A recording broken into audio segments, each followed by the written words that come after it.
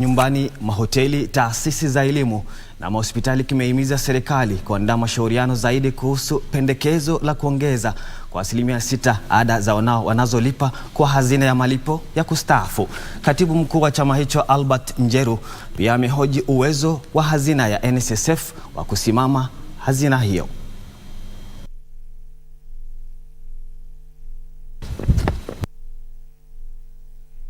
Njeru amependekeza kuwa 6% ya malipo ilipwe kwa hatua, akisema mtozo ya mara kwa mara yatakuwa changamoto kwa Wakenya wengi ambao bado wanakabiliwa na hali ngumu ya uchumi.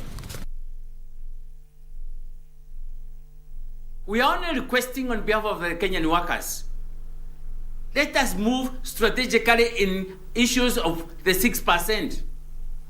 Apportion the 6% in physics. We are worried that our minimum wage is only 15,000 shillings. Right now, the 6% will have a negative impact to the economy, to the working people, and the productivity of many people who are willing to save. We make sure that NSSF has got the capacity to handle the billions amount of shillings all employees are going to contribute.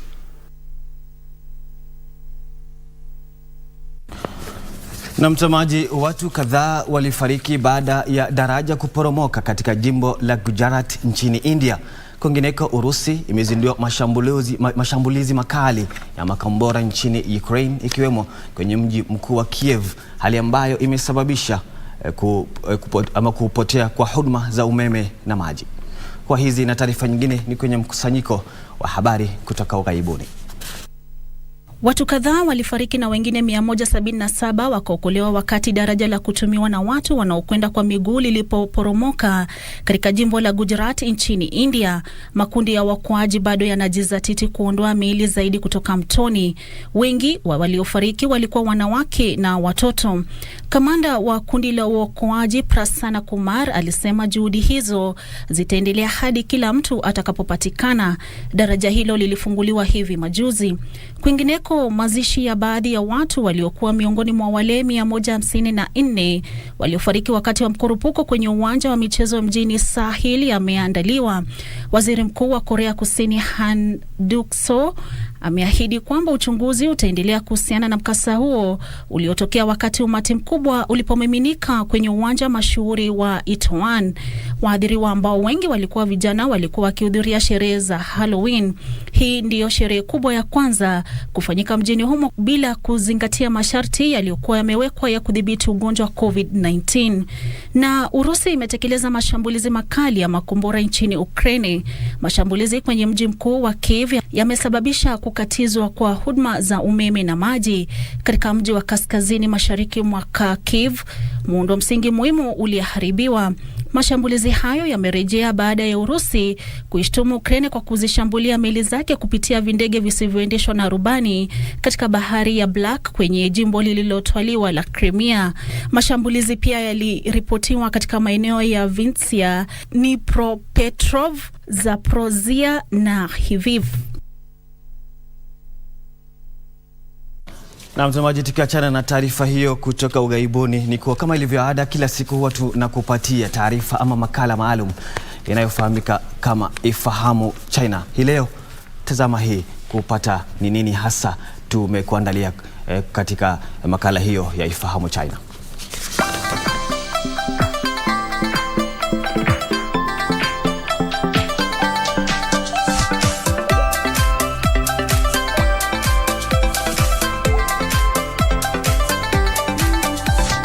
Mambo na karibu katika kipindi cha Ifahamu China. Mimi ni Zakia Peng.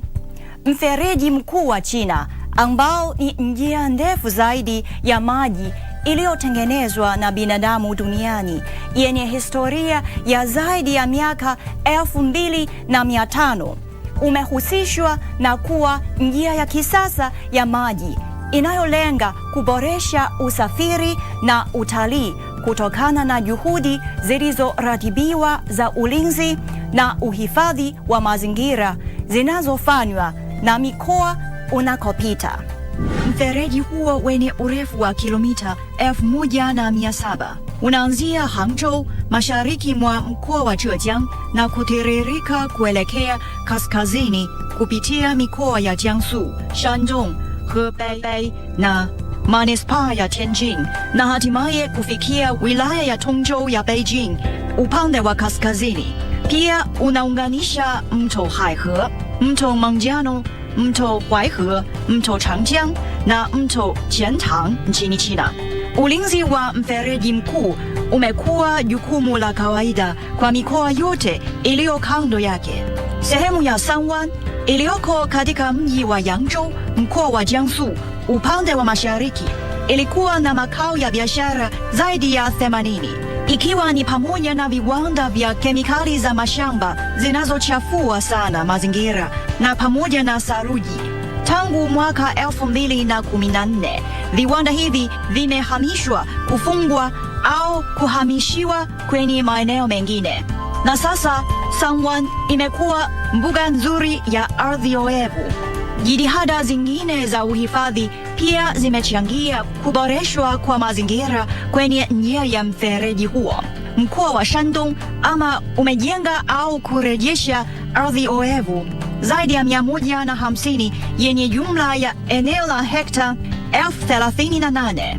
Beijing pia imefanya juhudi endelevu katika kudhibiti uchafuzi wa mazingira ili kuboresha ubora wa maji. Mradi wa kujaza maji umeelekeza maji katika sehemu zake zote zinazokauka na kuwezesha kuunganishwa kikamilifu na njia ya maji kwa zaidi ya karne moja. Mfereji mkuu unajivunia rasilimali nyingi za kitamaduni. Mwaka 2014 uliorodheshwa kama moja ya maeneo ya urithi wa dunia na shirika la Umoja wa Mataifa la elimu, sayansi na utamaduni UNESCO. Miji mingi ya kale kando ya njia ya maji kama vile mji wa Nanxun huko Zhejiang na Yangliuqing pamoja na mji wa Tianjin imekuwa na sura mpya kutokana na juhudi katika ulinzi wa kisayansi na urithi wa kitamaduni uliofanywa na mamlaka za mitaa. Uendeshaji wa mfereji huo pia umeleta msukumo mpya mkubwa katika maendeleo ya mikoa kwenye njia yake. Wilaya ya Tongzhou ya Beijing imejenga eneo la biashara la Grand Canal ambalo limeyavutia mashirika mengi ya kifedha, kiteknolojia na majukwaa ya huduma za kibiashara. Mji wa Dezhou katika mkoa wa Shandong umezindua kundi la miradi mikubwa ikiwa ni pamoja na maeneo ya viwanda na shoroba za ekolojia karibu na njia ya maji ambayo imesukuma maendeleo ya hali ya juu ya eneo hilo. Mkoa wa Jiangsu umejenga maeneo 4 ya maonyesho ya meli yasiyo na uchafuzi na ya kisasa kwa kutumia fedha za mfereji mkuu katika usafiri wa majini, ikiwa ni moja ya njia za maji zenye shughuli nyingi zaidi duniani. Sehemu ya kaskazini ya Jiangsu ya mfereji huo imebeba zaidi ya tani milioni 300 za mizigo kwa miaka 8 mfululizo. Haya, kwa leo kipindi hiki kinaishia hapa. Katika kipindi kijacho nitaendelea kukuletea mambo mengine mengi yanayovutia kuhusu utamaduni na jamii ya China. Asante kwa kuwa nami. Na mtazamaji, Susan Wanjiru anatafuta msaada wa kifedha ili aweze kufanyiwa upasuaji wa jicho. Wanjiru aligunduliwa kuwa na tatizo hilo la jicho na kushauriwa kwenda kwa matibabu katika taasisi ya macho ya Cincinnati nchini Marekani. Anahitaji takriban shilingi milioni 5 kufanyiwa upasuaji huo. Chanzo cha matatizo ya sehemu ya macho inayojulikana kama retina ni umri, jeraha au mwangaza mwingi. Hali hiyo husababisha matatizo ya kuona na hatimaye upofu. Juhudi za Susan Wanjiru za kutafuta matibabu katika taasisi tofauti za kimatibabu hazijafaulu. Tatizo hilo la kuona la Susan limesababisha changamoto tele, ikiwemo kutoweza kuwahudumia ipasavyo wateja mahala pake pa kazi. Sina uwezo wa kuona kikamilifu. Huwa ninaona tu ni kama moshi iko mbele yangu, na jambo hilo limenitatiza na limefanya sina uwezo wa kufanya kazi yangu. Wakati mambo mengi lazima nisaidiwe. Anakuanga na hand. Na mtazamaji, tukatize tu hiyo na arifa kwa tunafaa kuenda moja kwa moja mbashara ambapo waziri anayeondoka waziri wa afya anayeondoka Mutahi Kagwe sasa anakabidhi jukumu nzima kwa waziri huyo mpya Susan Wafula, ambapo kama unavyoona katika runinga yako ni picha ya moja kwa moja kutoka jumba hilo ambapo waziri anayeondoka wa afya Mutahi Kagwe anampokeza hatamu waziri ambaye anayeingia Susan Wafula. Hebu tupate nini kinajiri kule.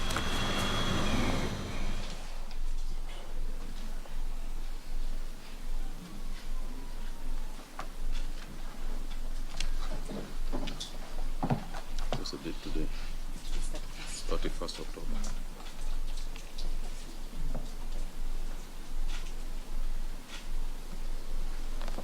There you go.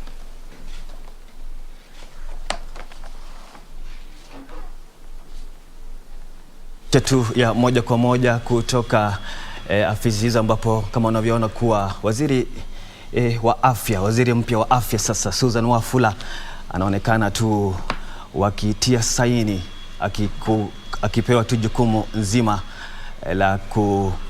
la kuendeleza wizara hiyo ya afya. Ni waziri Mutahi Kagwe ambaye unamwona katika runinga yako sasa hivi na waziri Susan Wafula, ambapo kila mmoja anajaribu kuchukua majukumu yake siku hii ya leo. Tupate kuyasikia ni nini kinajiri sasa hivi.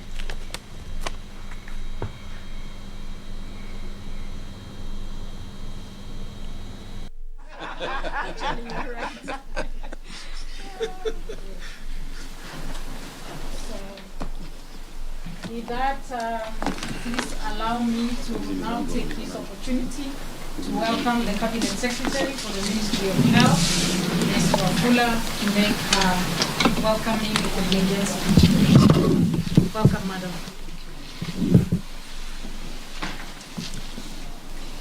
Thank you very much, Senator Mutahi Kagwe. PS, my namesake Susan, and all the officials seated on this table, and members of the Fourth Estate. I appreciate that we have had this time for you to brief me on what has been happening within the ministry, and for this handover to be taken. I know change of regime, normally not so easy, but such kind of processes make it seamless and it makes people comfortable as they come in, and for those who are going, it also makes it comfortable. I really want to appreciate that I have noted the things that you have done. And I want to say you look like a man who is doing small things in a very great way. Who would think that painting a building is of essence, or it can make a whole difference? But looking at it all round, it makes a big difference. So I want to appreciate, and just to say that as I come in, I've noted all the good things that the team seated here with yourself have been able to do. And I look forward to carrying on with the good things that you have done, putting more blocks on the foundation that you have laid, and delivering our people in the best way possible. I also note that there could be a small or few areas that we need to improve on, and therefore as I come in is to request the team on this table that the support that you have given to Senator Mutahi Kagwe, you transfer, and now we continue to work together to deliver on the things that we need to deliver to. Madam P, note that while I was looking to familiarize myself with the names on the table, I noticed that most of them were starting with AG. I don't know whether you decided just to do that for today, or it is what it is. Yeah, I have noted that, colleagues, and we look forward to ensuring that people are rightfully placed and we are rightfully working together to achieve the objectives that we have been given. I want to take this opportunity to thank His Excellency, Dr. William Samoei Ruto, for seeing it fit to give me this chance to serve in this position. And I believe that we are planted in places in different seasons for a reason. And I want to call upon my colleagues and to call upon everybody else within the ministry that as we land, as we are planted here for this season, let us make a difference. If it were not for the good things that Senator Mutahi Kagwe has done, he would be uncomfortable sitting in this. Na mtazamaji, ni waziri wa afya Susan Wafula akitoa tu taarifa yake baada ya kukabidhiwa mamlaka na aliyekuwa waziri wa afya Mutahi Kagwe. Baadhi tu ya masuala ambayo ameongelelea ni kumshukuru sana kwa dhati waziri huyu ambaye anayeondoka Mutahi Kagwe kwa kuendeleza wizara hiyo kama ilivyotakikana. Amesema pia ametoa pia shukrani za dhati kwa Rais William Samuel Ruto kwa kumpatia nafasi hiyo, akitaka wale ambao wote watafanya kazi na yeye katika wizara hiyo kujumuika na kufanya kazi kama inavyostahili. Ni taarifa ambayo tutakuwa tunaifuatilia na kukupatia mtazamaji. Nataka pia nikuregeshe tupate taarifa hapo awali ambapo Susan Wanjiru anatafuta msaada wa kifedha ili aweze kufanya upasuaji wa jicho. Wanjiru aligunduliwa kuwa na tatizo hilo la jicho na kushauriwa kwenda katika matibabu katika taasisi ya macho ya Cincinnati nchini Marekani. Anahitaji takriban shilingi milioni 5 kufanya upasuaji huo. Chanzo cha matatizo ya sehemu ya macho inayojulikana kama retina ni umri, jeraha au mwangaza mwingi. Hali hiyo husababisha matatizo ya kuona na hatimaye upofu. Juhudi za Susan Wanjiru za kutafuta matibabu katika taasisi tofauti za kimatibabu hazijafaulu. Tatizo hilo la kuona la Susan limesababisha changamoto tele, ikiwemo kutoweza kuwahudumia ipasavyo wateja mahala pake pa kazi. Sina uwezo wa kuona kikamilifu. Huwa ninaona tu ni kama moshi iko mbele yangu, na jambo hilo limenitatiza na limefanya sina uwezo wa kufanya kazi yangu. Wakati mambo mengi lazima nisaidiwe. Anakuanga na hand time sana juu haonangi, na alikuwa anasaidia watu juu kazi yake ilikuwa ya kusaidia watu. Mumewe pia alimwacha na amelagaiwa na watu wanaodai wanaweza kumsaidia. Nikawa ninasumbuka peke yangu. Hapo ndio hata kazi yangu ya ofisi nikaanza kuathiriwa. Upasuaji huo wa stem cell unakisiwa kugharimu takriban shilingi milioni 5, fedha ambazo Susan hana. So ndio maana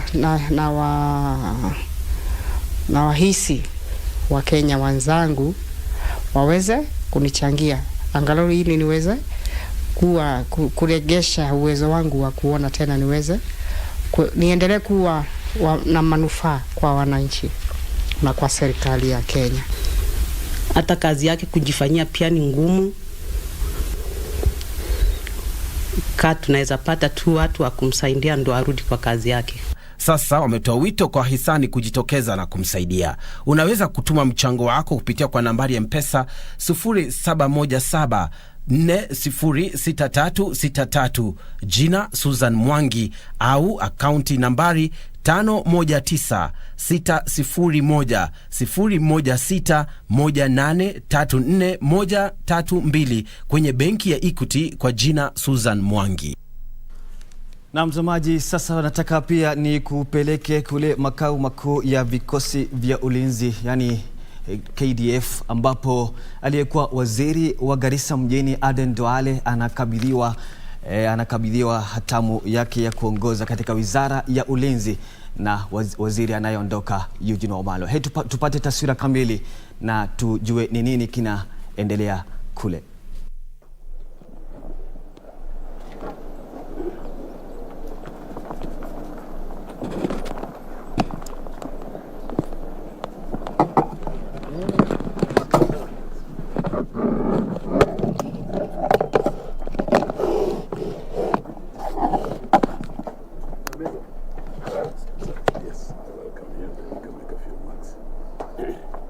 Ladies and gentlemen of the press, good afternoon.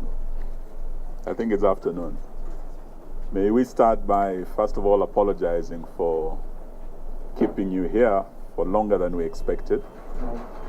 But it is because we were taking my brother, CS Aden Duale, through briefings as he takes over this ministry. And I want to start by congratulating him first of all on his nomination, successful vetting by Parliament, and on his appointment as the 11th Minister for Defense since our independence. And I want to wish him well as he takes over this docket, and also want to thank the CDF, the Vice CDF, and all the KDF leadership for working with me for over 1 year that I've been at this ministry. I want to thank my colleagues, the CS, the Honorable Peter Odoyo. I want to thank the PS Ibrahim and the civilian team that we've worked with at the Ministry of Defense for over a year now. I wish them well as they get a new leader. And I'm very happy that the Honorable Duale is not new to me. We worked together in the 10th Parliament. We were both parliamentarians, and he's a good friend and colleague. As he comes here, I was just telling him, I think he's lucky because he's not very new. I think he has some military relations. As you know, one of our generals who led the military is related to him. He has some very close connections. So he's not very new to the military. Just like my predecessor, Ambassador Dr. Monica Juma, who was also related to one of the military leaders and has grown up in the military. So I want to welcome him and wish him well. And as we go forward, we want to celebrate KDF as being not just the institution that leads in ensuring the territorial integrity of Kenya, but also the institution that is helping civilian authorities, especially this time of drought. As we speak, KDF is contributing greatly towards alleviating the drought situation facing particularly the northern part of Kenya and other parts of our country. They have released water bowsers, they are doing dams and boreholes to help alleviate the suffering Kenyans are going through during this time of drought. They have also contributed to the Big Four agenda in terms of health.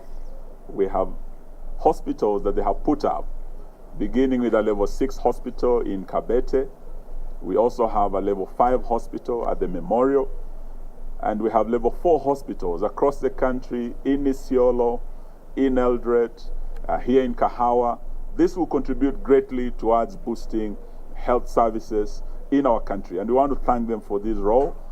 And it's not just in terms of health, also in manufacturing.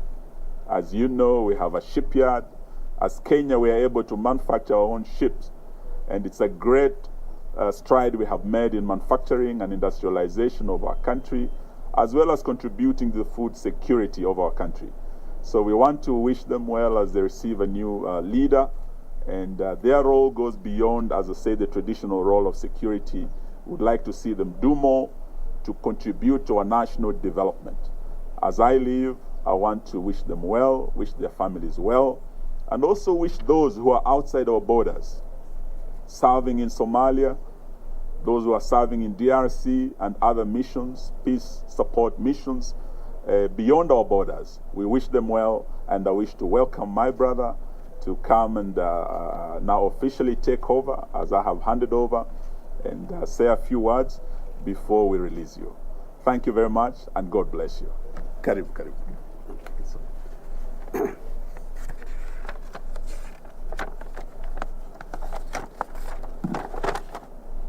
Thank you, CS Wamalwa, for graciously welcoming me and the rest of the team to the Defense Headquarters. And on the onset, I want to thank His Excellency the President and the Commander-in-Chief for the great honor to appoint me as the Defense CS, and I want to assure him and the country at large of my full commitment in achieving the duties and responsibilities of this office. I also want to thank the CDF and the entire KDF fraternity for their warm welcome and reception they have accorded to me, not only today, but the day just before my vetting. And I am sure with their good contribution, I did very well on my vetting day. I wish to state it that I will always consult and get the wise counsel from the top leadership of KDF on handling key issues related to my mandate, and I expect a smooth working relationship during my tenure as a CS. I also want to thank the outgoing CS of Defense, my brother Eugene Wamalwa, for his wise counsel before and this morning, as well as his dedication and commitment in serving this country before me, like many, many other ministers. In accordance with Article 231, Sabbatical 3A, B, and C, we shall defend and protect our sovereignty and territorial integrity of our country. We shall assist and cooperate with other authorities in situation of emergency and disaster of what our KDF is doing during this time of the drought. And we shall deploy troops to restore peace and order in any part of the country affected by unrest or instability, and more fundamentally, with the approval of the National Assembly. During my period of work and service at the CS Defense, I wish to highlight that the following will be my main focus of areas. 1, my commitment towards continuous KDF modernization and force readiness that guarantees the territorial integrity of our borders from external threats and challenges.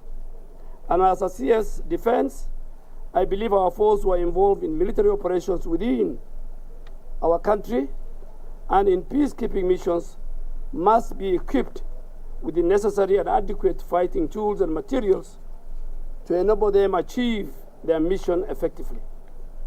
Number 2, I will participate with the leadership of KDF in the full implementation of our national security policy for the Republic of Kenya 2021-2030 in order to maintain our status as an anchor nation in this region.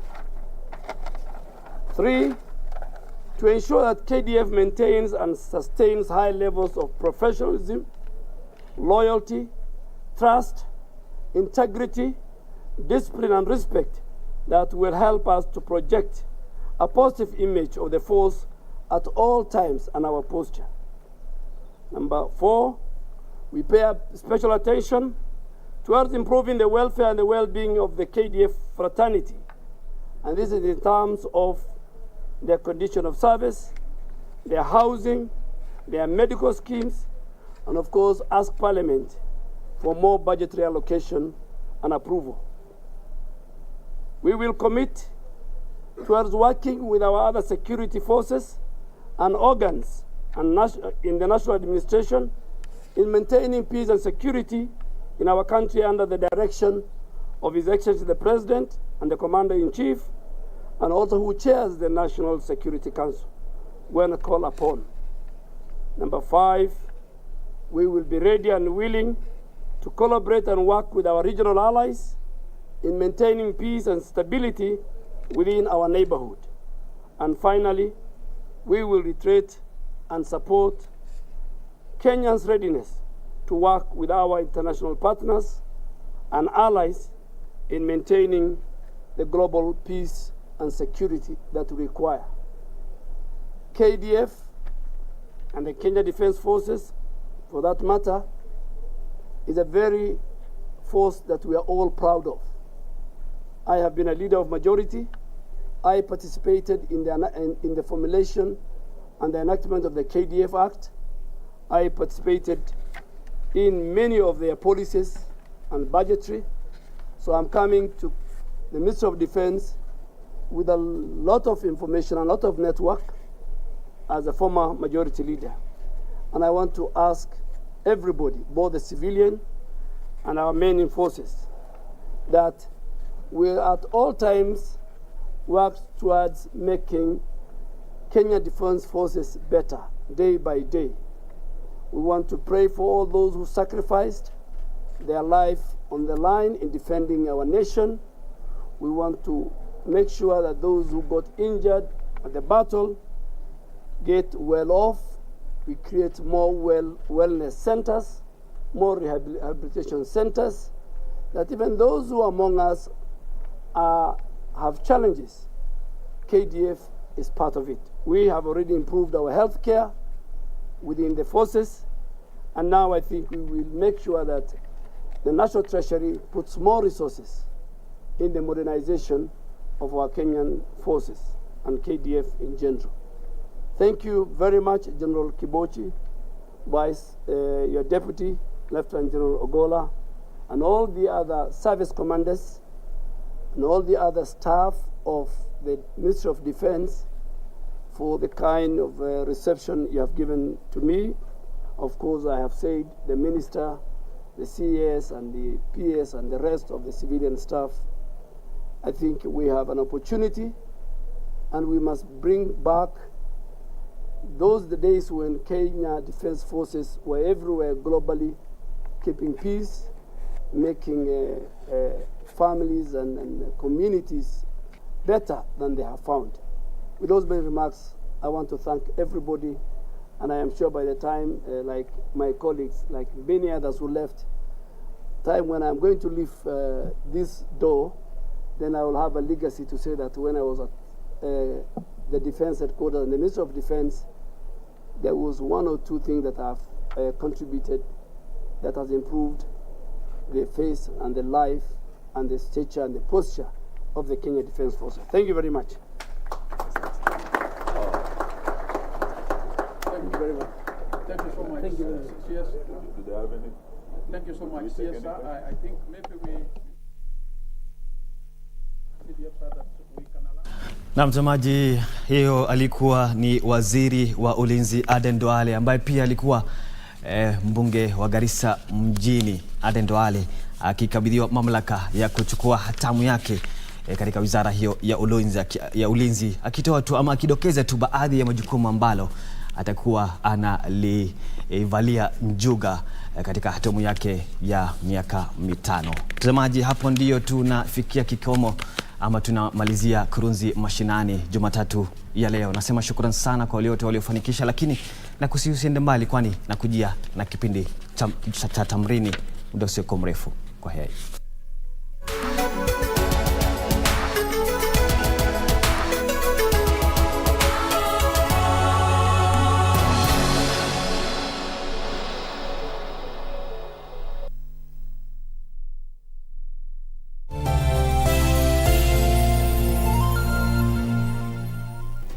Do you have a news story to share with KBC? Get in touch swiftly on email news@kbc.co.ke or call 0723-892-654 or 0734-780-124.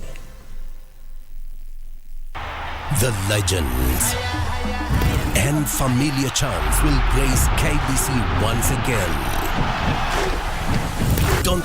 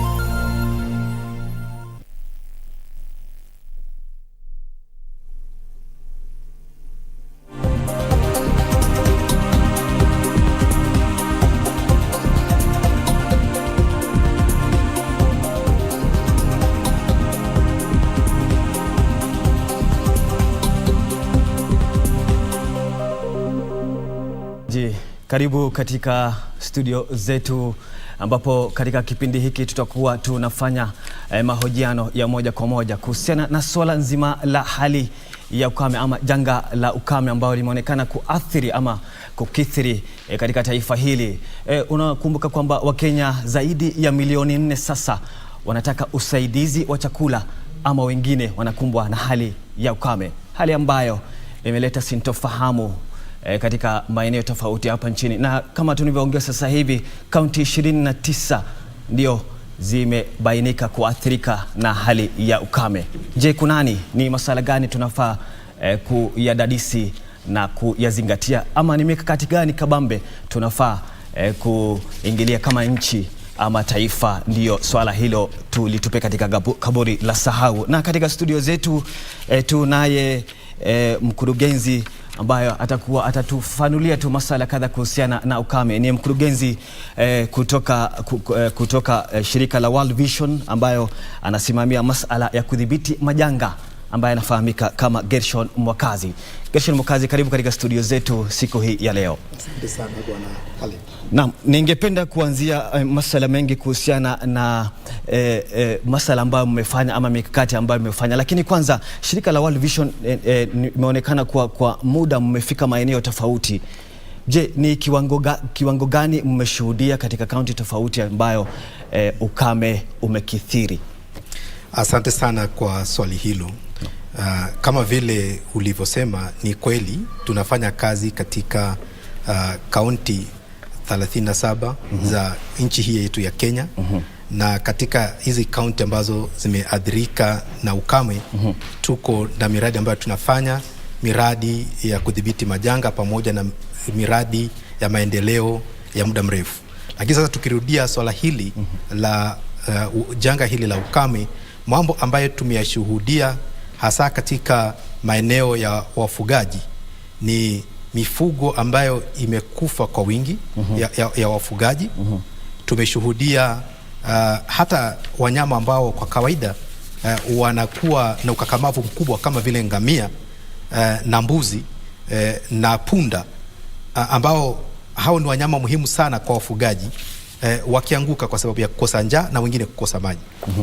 Tumeshuhudia akina mama na na watoto wakisafiri muda mrefu wakitafuta maji, na wanapoyapata maji hayo hakuna hakikisho ya kwamba wanapata maji safi. Wengine wanaposafiri hivyo wanatumia muda wao mrefu, maji wanayopata ni maji ambayo hayafikii vile viwango vinatarajiwa vya kiafya. Haitoshelezi hizo viwango vya kiafya. Vile vile tumeshuhudia pia na kuhojiana na wazazi ambao wako na wasiwasi ya watoto ambao huenda wasiendelee na masomo yao, ama wengine tayari wanakosa kuendelea na masomo yao kwa sababu tegemeo lao kubwa limekuwa ni mifugo, na mifugo imekufa. Wengine wao imebidi wahame kutoka kwao kuenda kutafuta lishe kwa wanyama wao, na wanapohama kutoka kwao wanaenda mbali na mahali shule ziko na pia huduma zingine muhimu kama vile huduma za afya. Na wakati wanapoenda mbali na huduma kama vile huduma za afya, inamaanisha pia akina mama ambao wako na watoto ambao wanastahili kuwapeleka kwa mfano kwa chanjo, kupeleka watoto kwenda kupimwa, hawa watoto wanakosa kupata huduma hiyo. Hivyo inamaanisha kwamba kuna watoto ambao watakosa chanjo ambayo ni muhimu maisha, ambayo pia italeta athari ya kupata utapiamlo. Ni swala ambayo tutarejea. Nataka nikuregeshe tu nyuma kidogo kabla swala hili halijatokea. Unajua kwamba hali ya anga mara kwa mara huwa inaonekana kusogezea hali fulani. Je, unahisi kuna tahadhari zilitolewa kwa kuwa kuna ujio ama kuna kuwepo ama ujio wa janga la ukame, lakini unahisi kwamba tahadhari hizo hazijatiliwa maanani?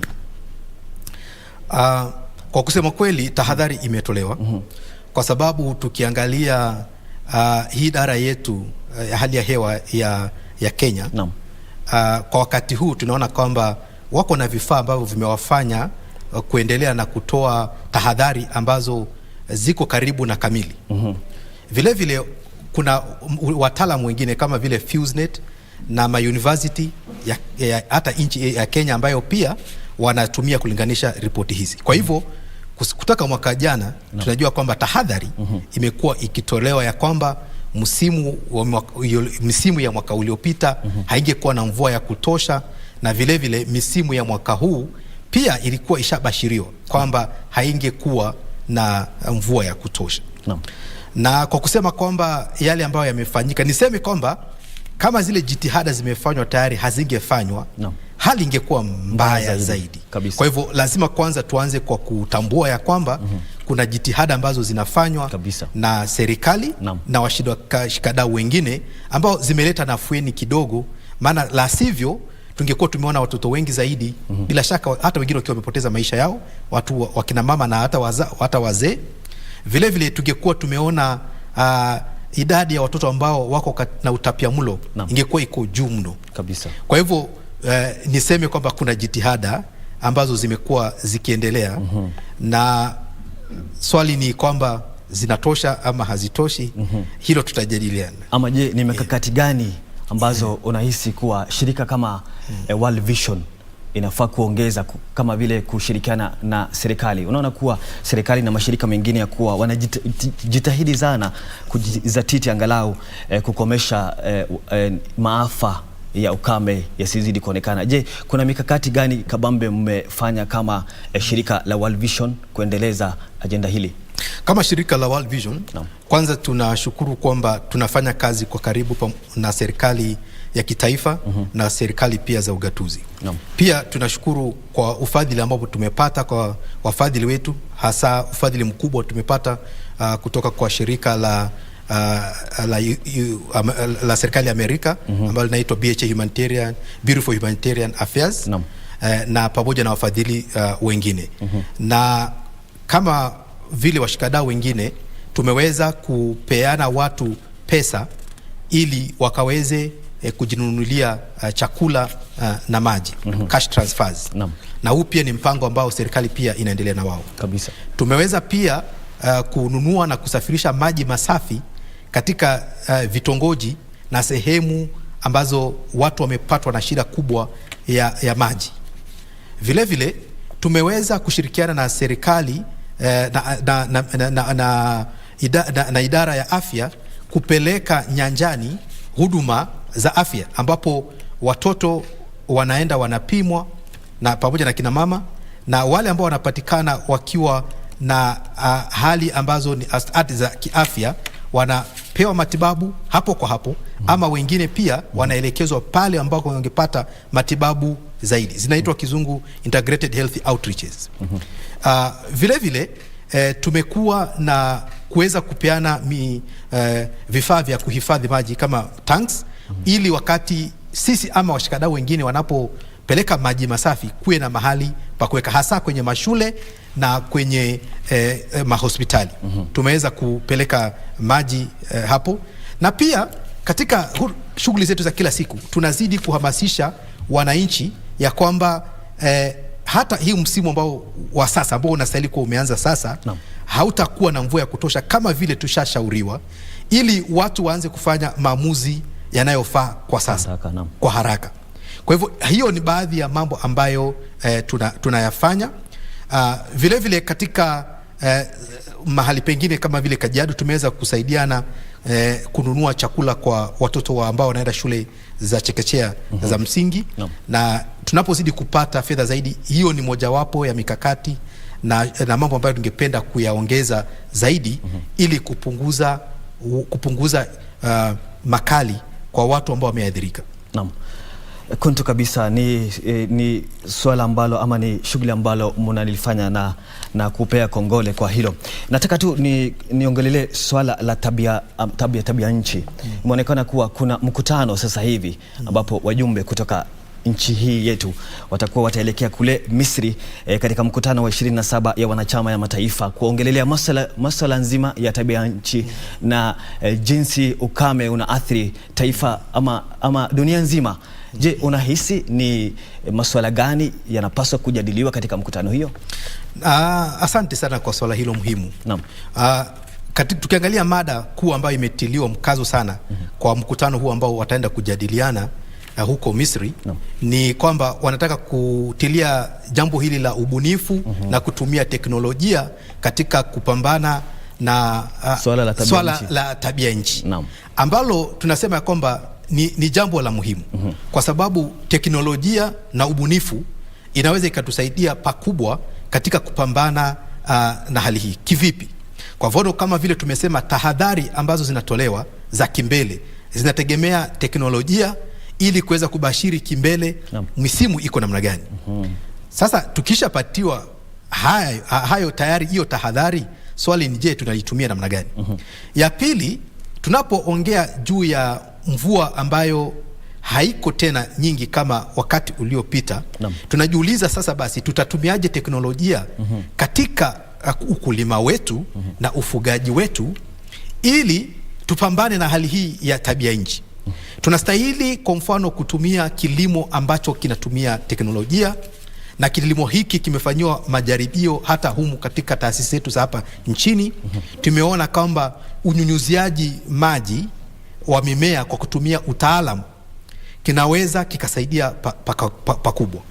Tumeona vile vile kwamba tunaweza tukashikana na wafugaji kuwafundisha ya kwamba tunaweza tukatumia teknolojia kusaidia mifugo yao iwe yenye uzito mkubwa, na ili wasitegemee mifugo mingi, lakini wategemee mifugo ambayo inakomaa kwa haraka na ambayo pia wakiuza watapata mapato ya juu.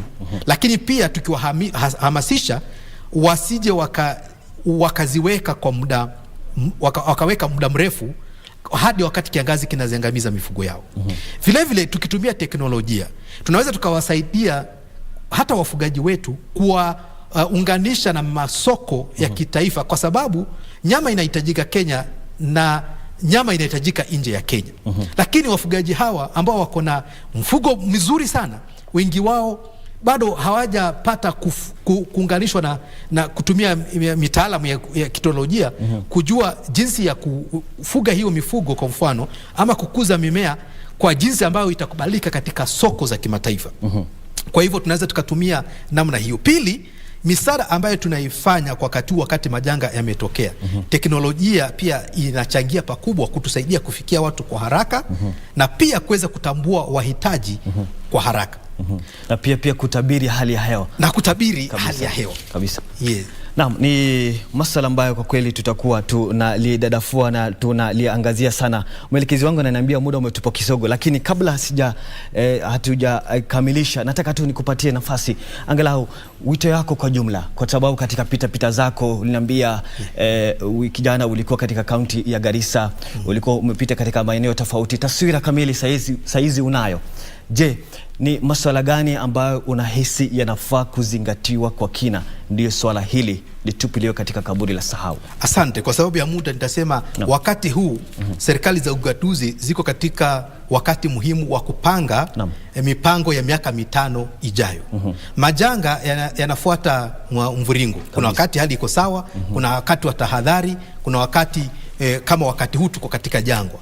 Mimi ile ambalo ningeomba pakubwa hasa kwa kaunti zile 23 tunaziita kaunti kame na kaunti ambazo ziko katika hali za ukame, tafadhali tuzingatie kuweka katika mipango yetu ya maendeleo jinsi tutakabiliana na mambo ya tabia nchi na mabadiliko yake, jinsi tutakavyoweka rasilimali za kutosha, jinsi tutakavyopangia, si kupangia tu kwa karatasi, bali tutaenda kutekeleza na hata kuongeza maafisa wa nyanjani ili kuelimisha wananchi.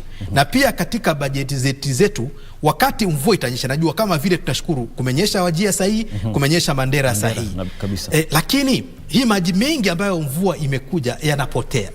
Tuweze kuweka rasilimali za kutosha, kwa mfano kujenga mabawa ambayo yatahifadhi maji ya kutosha ya wafugaji, na kwa wale ambao wako katika kaunti ambazo zinaweza zikafanya ukulima tuweze pia kutumia teknolojia, ukulima wa kisasa, na pia kutega maji. Na la muhimu kabisa, lazima tutunze mazingira.